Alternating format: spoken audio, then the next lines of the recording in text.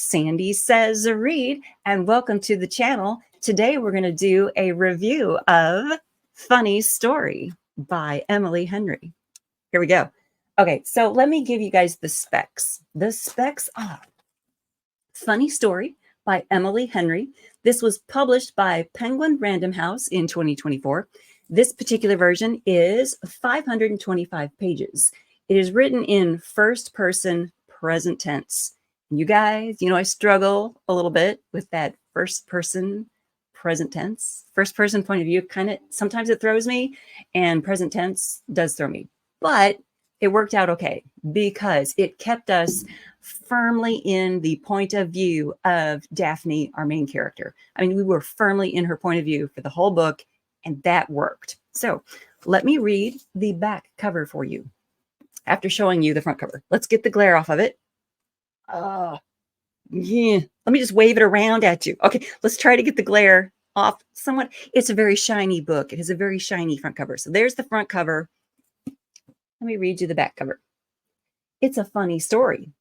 Daphne always loved the way her fiancé, Peter, told their story, how they met on a blustery day, fell in love over an errant hat, and moved back to his lakeside home to begin their life together. He really was good at telling it, right up until the moment he realized he was actually in love with his childhood best friend, Petra. Which is how Daphne begins her new story, stranded in beautiful Waning Bay, Michigan, without friends or family, but with a dream job as a children's librarian that barely pays the bills, and proposing to be roommates with the only person who could possibly understand her predicament, Petra's ex, Miles Nowak. Scruffy and chaotic, with a penchant for taking solace in the sounds of heartbreak love ballads, Miles is exactly the opposite of practical, buttoned-up Daphne, whose co-workers know so little about her they have a running bet that she's either FBI or in witness protection. The roommates mainly avoid one another until one day, while drowning their sorrows, they form a tenuous friendship and a plan. If said plan also involves posting deliberately misleading photos of their summer adventures together, well, who could blame them? But it's all just for show, of course, because there's no way Daphne would actually start her new chapter by falling in love with her ex-fiancé's new fiancé's ex, right? Right. So this is a contemporary romance, and you see exactly what's happening here, right?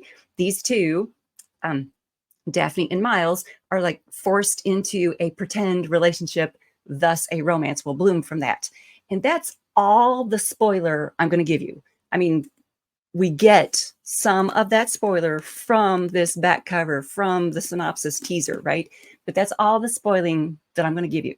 I'm not spoiling anything in this book for you. What I am going to tell you about this book is, and I wrote this down, it is a great book to see a sneaky narcissist in your life. I'm going to tell you that the character of Peter is a jerk, and I despise him. He's painted, okay, first of all, Daphne is telling this whole story from her point of view, right? And Peter is her fiancé. They're supposed to be married, I think, like a month after this story begins, right? And he decides, maybe it's a week, right? It's a very short time after the story begins, okay? And he decides, oh, I can't marry you after all because I really am in love with Petra. This gal that I told you was just a friend, just a childhood friend, just a BFF. No, I'm actually in love with her, and we're going to get married instead. Sorry, so sorry, you got to move out of the house. But Petra and I are going to go on a vacation together so that you have time and room and space to move your stuff out of the house. Isn't that nice of us?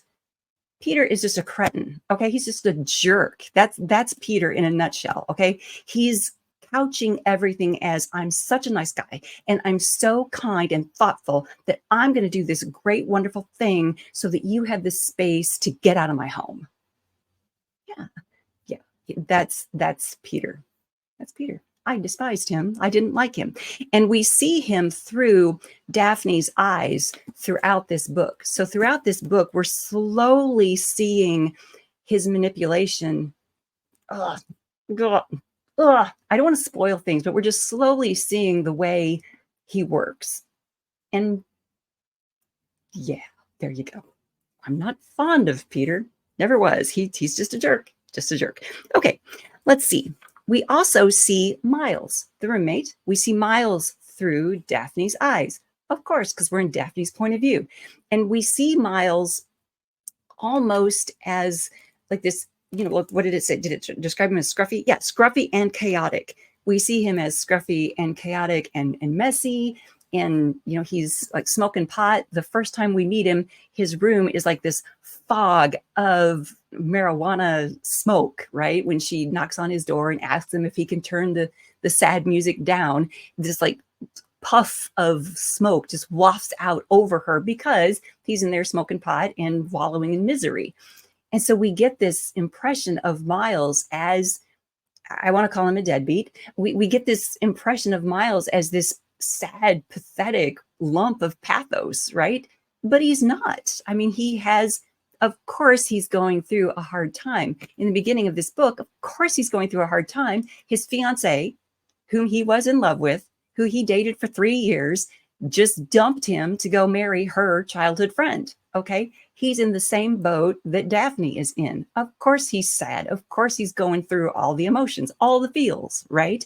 But we're seeing him through Daphne's eyes, and we're not seeing him in a positive light at first. And it takes time for Daphne to grow and figure out who Miles is. Therefore, it takes some time for the reader to see who Miles is.